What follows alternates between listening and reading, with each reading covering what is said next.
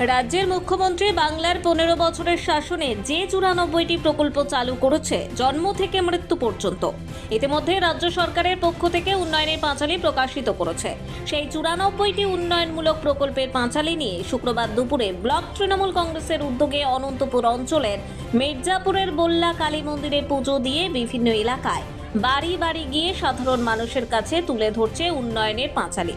এই কর্মসূচিতে উপস্থিত ছিলেন কালিয়াগঞ্জ পঞ্চায়েত সমিতির সভাপতি হিরণময় সরকার, জেলা পরিষদের কো-মেন্টর অসীম ঘোষ, জেলা পরিষদের সভাধিপতি পম্পা পাল সহ প্রমুখ।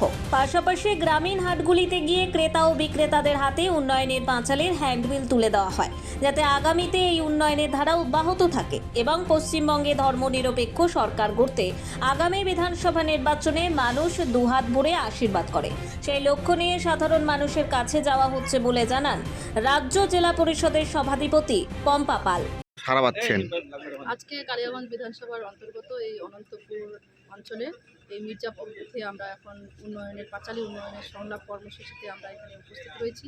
এখানে উপস্থিত আছেন আমাদের পঞ্চায়েত সমিতির সভাপতি হিরণময় সরকার, আছেন এখানে আমাদের উত্তর দিনাজপুর জেলা পরিষদের কো-মেন্টর অসীম ঘোষ মহাশয় থেকে শুরু করে এখানকার স্থানীয় প্রধান, উপপ্রধান, গ্রাম পঞ্চায়েতের মেম্বার, আমাদের পঞ্চায়েত সমিতির সহসভাপতি থেকে শুরু করে এখানে পঞ্চায়েত সমিতির কর্মাধ্যক্ষরা এখানে উপস্থিত রয়েছে এবং আমাদের কালিয়াগঞ্জ পৌরসভার কাউন্সিলররাও এখানে উপস্থিত রয়েছেন সম্মানীয়, এবং আমাদের INTTC থেকে শুরু করে SC OBC থেকে শুরু করে আমাদের এখানে মাইনরিটি থেকে শুরু করে শিক্ষক সংগঠন থেকে শুরু করে সমস্ত সংগঠনের নেতৃত্ব বর্গরা এখানে উপস্থিত রয়েছেন।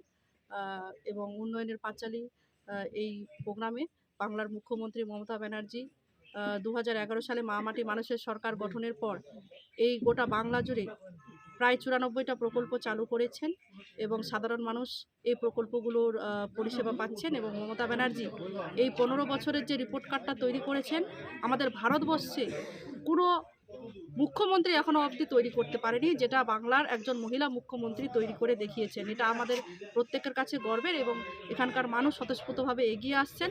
তারা বলছেন যে মমতা ব্যানার্জিকেই চাই এবং মমতা ব্যানার্জিকেই আমরা ঘাসের উপর জোড়াফুল চিহ্নে ভোট দিয়ে চতুর্থবারের মতো মুখ্যমন্ত্রী আসনে বসাবো এবং আমাদের রাজ্যে 250টি সিট পেয়ে আবার আমাদের সরকার মা মাটি মানুষের সরকার গঠন হবে। এটাই আমাদের আগামী দিনের অঙ্গীকার।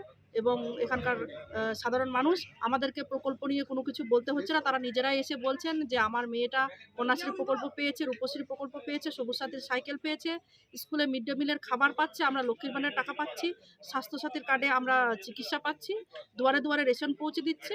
মানুষ খুব আনন্দিত এবং স্বতঃস্ফূর্তভাবে এগিয়ে আসছেন এবং এরপরে আমাদের আরও কর্মসূচি রয়েছে ধাপে ধাপে, আমরা সেগুলো অংশগ্রহণ। কালিয়াগঞ্জ থেকে ভাস্কর রায় রিপোর্ট, কুলিক নিউজ।